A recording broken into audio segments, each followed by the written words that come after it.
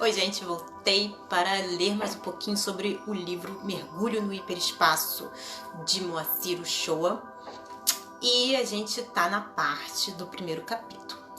Antes de entrar no primeiro capítulo, vamos dar uma lida na dedicatória e nas frases que ele coloca para inspirar a nossa leitura.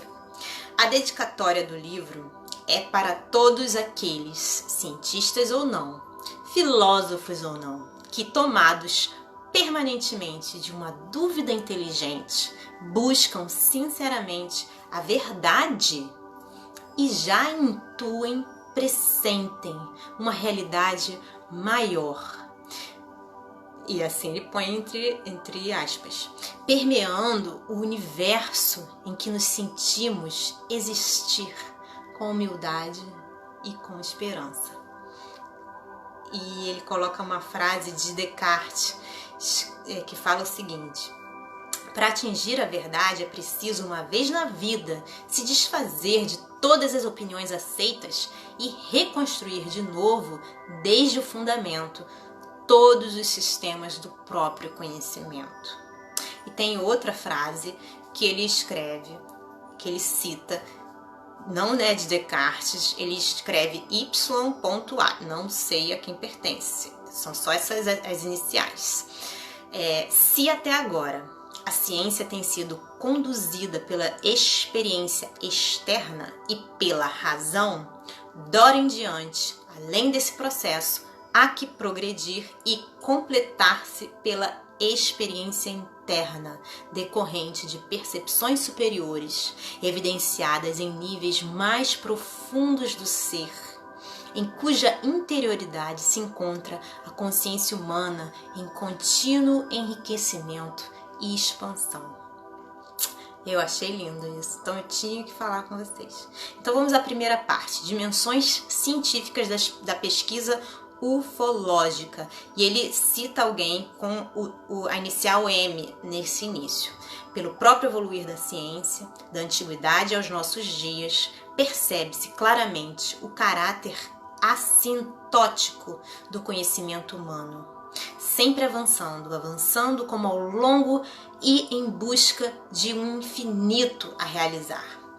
E tem mais uma pessoa que ele cita nessa primeira parte, que é Charles Nordman, astrônomo do Observatório de Paris, que ele fala o seguinte: a doutrina da relatividade constitui uma síntese do universo mais vasta, mais homogênea, mais compreensiva e mais fecunda de que a ciência clássica. Todavia, é de ver-se que, em seus próprios fundamentos, ela conserva algo de infinitamente perturbador e passível de necessariamente aperfeiçoar-se. Bom, vamos ao capítulo 1 do conhecimento científico.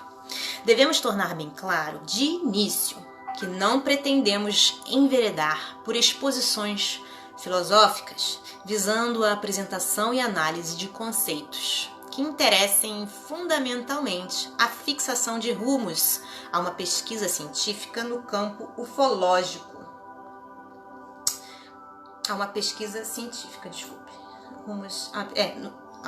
científica. O campo ufológico, ambiente e objeto de nosso estudo, ainda é bastante novo, um tanto fluido, pouco controlável e pouco passível de ser sujeito a uma rigorosa metodologia científica. Todavia, se nos propomos um estudo nesse campo ao nível científico, devemos identificar e justificar a nossa posição, a altura desse nível, ante esse desafio do século, que é o problema dos discos voadores. Ciência acadêmica universitária. Fazer ciência é caminhar para além do empirismo, o que oferece um conhecimento esparso, paradoxalmente positivo e fugidio, porque leva a conceitos sem qualquer abrangência, por isso mesmo transitórios e mutáveis ao sabor da própria experiência. Fazer ciência é buscar, nos fenômenos que presenciamos, sejam estes naturais, oferecidos pela própria vida, e as manifestações energéticas que nos impressionam e atingem, ou aqueles promovidos em laboratórios, como também registrados em observatórios, o estabelecimento de lei ou leis que os aglutinem em relação de simultaneidade de ações e reações no espaço em que se contém ou em relação à dependência no decorrer do tempo em que se ajustem e sucedem. Essa busca, em termos do racional, contingência ou faculdade que, de tão nobre, impulsiona o homem ao domínio da natureza e da sua própria vida. Em consequência, há que partir-se dos fatos, das ocorrências objetivas que, dessa ou daquela forma, nos impressionam, através dos nossos próprios sentidos.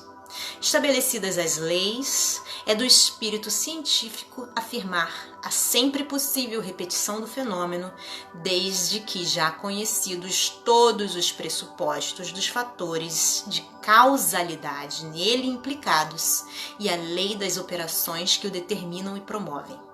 Enquanto não for possível o governo objetivo do fenômeno, ainda não está ele aclarado e incorporado a um verdadeiro conhecimento científico.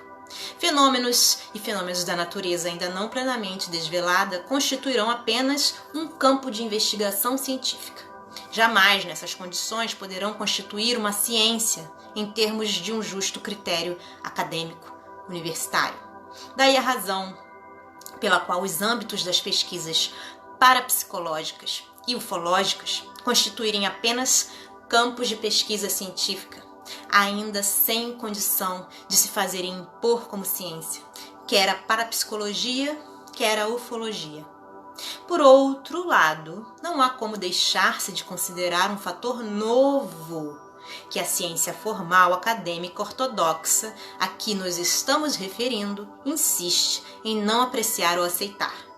Esse fator é claramente manifesto aos que pesquisam aqueles campos parapsicológico ou ufológico, sem extremos de uma ortodoxia metodológica calcada em pressupostos de fé, a qual por si própria acaba destruindo toda a possibilidade de um verdadeiro sucesso. Esse fator novo é a existência de uma consciência, tendo a seu serviço uma inteligência, uma capacidade de fazer tudo fora da estrutura física ou psíquica humana. Isto é um ser humano, ele escreve no livro assim, isto PE, eu não sei o que significa, isto PE, quem souber me esclareça. Um ser humano não com essas virtudes. É bem evidente, porém, que uma extraordinária gama de fenômenos parapsicológicos não implica esse fator novo, isto é, aquele ser não podendo, por isso mesmo, submeter-se rigorosamente à pesquisa científica de laboratório sem qualquer dificuldade essencial. Devemos aduzir que, na realidade, um grande surto de desenvolvimento se operou na parapsicologia à revelia desse fator. E muito maior progresso ainda poderá ser feito, mesmo mantendo as pesquisas suas vistas limitadas aos ainda não revelados ou devassados arcanos da personalidade, isto é, do ser humano, pois tudo indica. Há um infinito a ser descoberto no próprio mundo do seu psiquismo e até no das ações e reações, até agora não apreciadas e controladas, do sutil ainda físico de sua própria estrutura material. Todavia, a história da metapsíquica, onde pontificaram tão ilustres nomes da ciência como W. Crookes, C. Richet Zauner, Alfred Wallace, o professor Morselli, o barão Schrenck-Notzing, Camille Flammarion e tantos outros, está aí para mostrar que horizontes haverão ainda de abrir-se à investigação parapsicológica. Fará ela despontar incisivamente uma fenomenologia ainda mais agressiva e contundente em relação ao classicismo científico operante nos institutos e universidades. É que essa pesquisa, nesse nível metapsíquico, conduz à evidência daquele fator que desejamos enfatizar, quantas e quantas vezes influentes nas experiências daqueles eminentes sábios.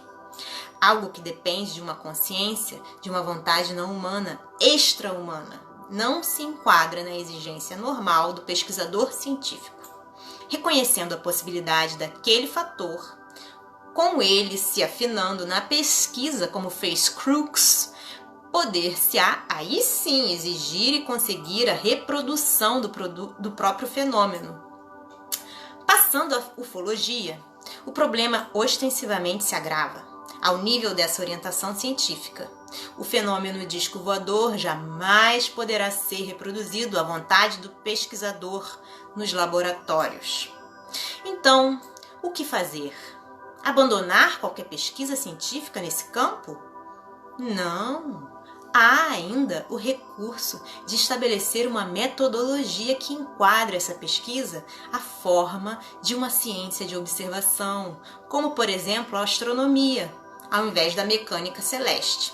Obter-se-á uma coletânea de fatos, de observações, com todos os rigores de uma adequada credenciação, seguindo-se-lhes críticas, análises estatísticas e conclusões. No caso ufológico, contudo, sobrevém aquele fator eminentemente perturbador, uma inteligência que decide e opera na intimidade da própria fenomenologia. Entretanto, esse método clássico tem sido até aqui o único caminho. Tudo o que acabamos de ver se põe nitidamente ao nível da ciência, como a conceituamos, aquela que permeia o espírito universitário de todas as instituições de ensino e pesquisa dos mais avançados centros da cultura mundial, com profunda repercussão no campo da tecnologia, que vem promovendo a produção acelerada da riqueza, com todas as suas implicações em relação ao viver humano. Perguntaremos: essa ciência acadêmica universitária eminentemente racional, tão provada no âmbito da tecnologia, resultando em tantos passos avançados na construção do poder das nações e na inaudita capacidade do homem de até já se projetar na busca de outros planetas do nosso sistema, essa ciência confessadamente materialista, ou pelo menos fisicista, objetiva, constituirá a última palavra, ou melhor, o único caminho, a única via de conhecimento? Se até agora, com todos os seus avanços e realizações, só levou a nossa civilização ao estado de perplexidade, em que ela própria se interroga, plena de temor, ameaçada, até agora, de destruir-se ao impacto de seu próprio poder? Parece-nos, felizmente, que a resposta é não, que é a forma de conhecer que, aceitando e até consagrando toda essa ciência que vimos considerando, poderá levar o homem a um conhecimento mais amplo, mais profundo da realidade em que nos contemos, impulsionando para um nível mais elevado do seu próprio autoconhecimento, com funda repercussão no campo filosófico espiritual. Seria assim capaz de mostrar o homem em uma dimensão maior de poder mental e espiritual, levando com uma sensibilidade bem mais sutil as polarizações do amor. Essa nova ciência, assim entrevista, poderia oferecer à criatura humana aquilo que tanto lhe falta: solidariedade fraternal intrínseca entre os indivíduos, as criaturas desse novo viver aproximadas, então por esse amplo amor compreensivo, crístico, que poderá promover a felicidade do homem do amanhã. É dessa ciência, da sua realidade, de suas características e dos seus métodos que iremos tratar a seguir. A esse conhecimento, assim mais rico de humanismo e bondade, de nítidas intuições rumo à verdade, a par de uma abrangência cósmica que vai do empirismo científico, através da sistematização racional, até a justificativa institucional, ele fala intuicional dos postulados do amor e do espiritual denominaremos ciência esotérico-espiritual. Dela trataremos no capítulo que segue. E por esotérico, ele escreve esotérico com S, gente. Lembrando que esotérico com S é a coisa que está interna, tá bem? Não é o esotérico externo. Bom, ficamos por aqui na nossa leitura. Espero que vocês me perdoem pelos meus erros. É tudo muito ao vivo, né? Um grande beijo e fiquem com Deus. Até a próxima.